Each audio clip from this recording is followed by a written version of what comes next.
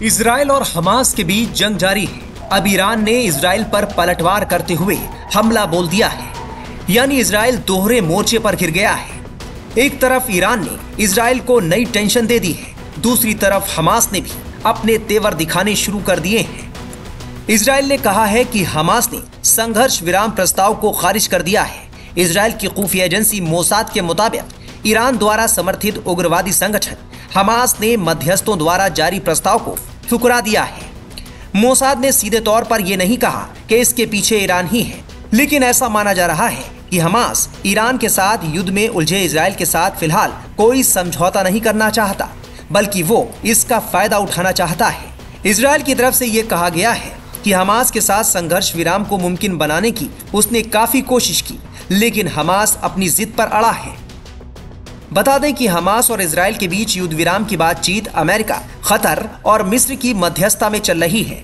Israel का अचानक दिया बयान तब सामने आया है जब पिछले ही हफ्ते उसने कहा था कि संघर्ष विराम की बातचीत काफी सकारात्मक चल रही है और जल्द ही परिणाम सामने आएंगे।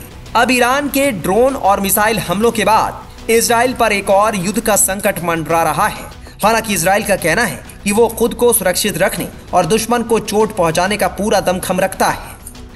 इजराइल के विदेश मंत्री काट्ज ने कुछ दिन पहले कहा था कि हमास के साथ युद्ध विराम और अपने बंधकों की रिहाई के लिए वो काफी आशान्वित है। हालांकि ईरान के ड्रोन हमले के बाद हमास ने इजराइल के साथ युद्ध समझौता मानने से इनकार कर दिया।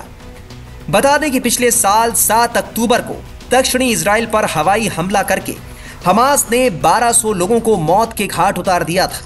इसके अलावा हमास के लड़ाके 250 बंधकों को अपने साथ गाजा ले गए थे। इजराइल का दावा है कि हमास के पास अभी भी उसके 100 से ज्यादा नागरिक कैद में हैं, जिन्हें छुड़ाने के लिए इजराइल 6 महीने से गाजा की खाक छान रहा है। बता दें कि इजरायली हमलों में 33,000 से ज्यादा फिलिस्तीनियों की जान जा चुकी है। इसमें ज्यादातर निर्दोष महिलाएं, बच्चे और बुजुर्ग शामिल हैं, जबकि इजराइल हमास के साथ जंग से जूझ रहा है और अब ईरान ने भी इजराइल की नींद उड़ा दी है। अब देखना होगा कि इजराइल ईरान से फौरन बदला लेता है या फिर 2 मोर्चों पर घिरा इजराइल हमले की फिराक में रहते हुए उस पर पलटवार करता है।